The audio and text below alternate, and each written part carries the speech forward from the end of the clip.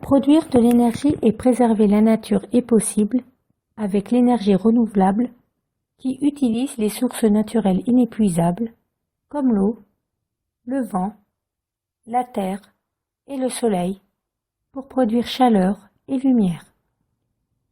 Par exemple, grâce à la force du vent et de l'eau, dont le cycle provient de l'énergie solaire, et avec l'installation de barrages et d'éoliennes, on produit de l'électricité renouvelable, contrairement à l'électricité d'usage qui trouve sa source dans les énergies fossiles comme le pétrole. L'énergie renouvelable est innovante comme la méthanisation, équipée d'une préfosse, d'un digesteur et d'une fosse de stockage. Elle consiste à extraire du méthane issu des déchets organiques pour le transformer en biogaz, d'où la biométhanisation. Retournons en 1776 pour comprendre l'origine. Alessandro Volta, physicien, observa qu'un gaz se libérait d'un marais.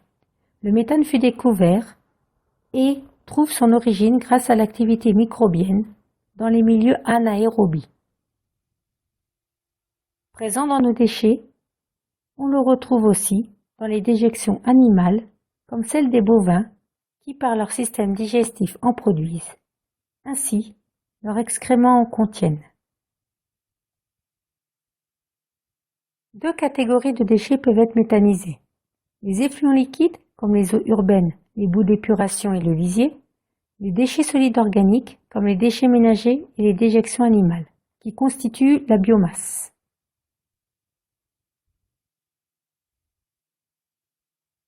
Comme ce plan l'illustre, le procédé est le suivant. La biomasse est mise dans la préfosse, puis introduite dans le digesteur par lequel le méthane se dégage, qui est stocké ensuite dans la fosse sous forme de biogaz, et le biogaz converti en chaleur et en électricité. Voici cette maquette identique à l'exploitation d'Angers qui compte 115 vaches laitières. Prenons un mélange d'excréments et d'urine de déjection animale mélangé à de l'eau qui constitue le lisier, puis introduisons-le dans cette préfosse. De cette préfosse, il est pompé, puis mis dans la grande tour, le digesteur. Avec l'action des bactéries dans un milieu anaérobie, c'est-à-dire en l'absence d'oxygène, et une température élevée à environ 60 degrés, toutes les conditions naturelles sont réunies pour que le méthane se libère.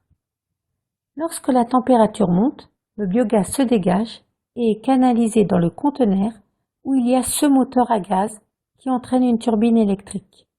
Cette turbine électrique, c'est de l'électricité qui va aller alimenter le réseau électrique. Pour récupérer tout le gaz, le lisier reste 45 jours dans le microferme. Le biogaz est injecté dans le moteur qui, pour 100 kW de gaz, dégage 50 kW d'électricité et 50 kW de chaleur, et cette chaleur sert à chauffer les maisons, mais aussi elle sert à chauffer le digesteur.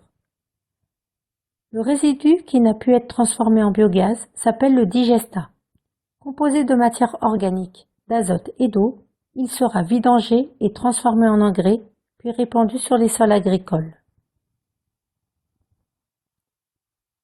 Dans le biogaz, la quantité de méthane varie entre 50 et 70%, contre plus de 90% dans le gaz naturel. On trouve aussi du dioxyde de carbone qui s'inscrit dans un cycle neutre et constituera ainsi la nouvelle biomasse sans aucun impact sur l'environnement. Une tonne de méthane, c'est l'équivalent de 23 tonnes de CO2 sur un siècle, d'où la nécessité de convertir le méthane en biogaz. Sur cette carte, les points verts représentent les installations de méthanisation dans les fermes.